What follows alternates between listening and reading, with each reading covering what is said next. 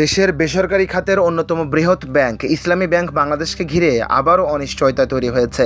Bank resolution আইন অনুযায়ী S Alam গ্রুপের কাছে ব্যাংকটির নিয়ন্ত্রণ ফিরে যেতে পারে এমন আশঙ্কায় কর্মকর্তাদের মধ্যে চাপা উত্তেজনা ও গ্রাহকদের মধ্যে উদ্বেগ তৈরি হয়েছে।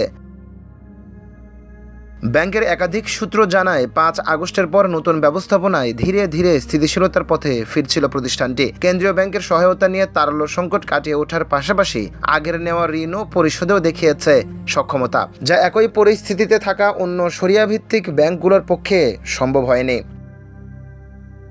তবে নতুন অধ্যাদেশ অনুযায়ী পুরনো মালিকদের কাছে ব্যাংক ফিরে যাওয়ার সম্ভাবনা তৈরি হওয়ার পরিস্থিতি আবার অনিশ্চিত হয়ে উঠেছে। এ বিষয়ে চূড়ান্ত সিদ্ধান্ত সরকারের উপর নির্ভর করছে বলে মনে করছেন সংশ্লিষ্টরা।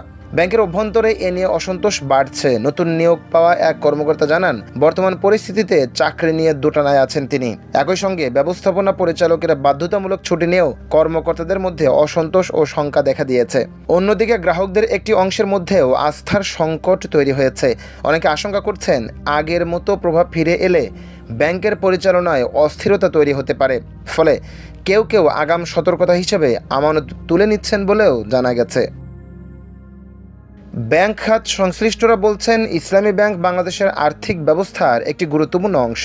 তাই মালিকানা বা ব্যবস্থাপনা পরিবর্তনের মতো সিদ্ধান্ত নেওয়ার ক্ষেত্রে স্বচ্ছতা ও স্থিতিশীলতা নিশ্চিত করা জরুরি। অন্যথায় এটি শুধু একটি প্রতিষ্ঠানের মধ্যে সীমাবদ্ধ থাকবে না, বরং পুরো ব্যাংকিং খাতে প্রভাব ফেলতে পারে। বর্তমানে সরকারের পরবর্তী পদক্ষেপের দিকেই তাকিয়ে আছেন ব্যাংকটির কর্মকর্তা কর্মচারী সহ লাখো গ্রাহক। নিউজ ডেস্ক, সোনালী নিউজ।